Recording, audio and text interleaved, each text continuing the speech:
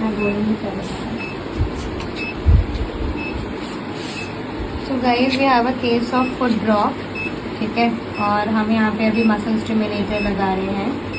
Now tell me in the comment section कि foot drop किस nerve की उसकी वजह से होता है, लॉस की वजह से होता है। फर्स्टली अगर आप क्लियरली देख सकते हो कितनी अच्छी मूवमेंट आ रही है। I am using a pen electrode over है, और मसल के ओरिजिन पे हमने दूसरा पैड लगाया है, और यहाँ से हम पेन इलेक्ट्रोड से अपनी मूवमेंट्स फ्लक्चुएट कर रहे हैं।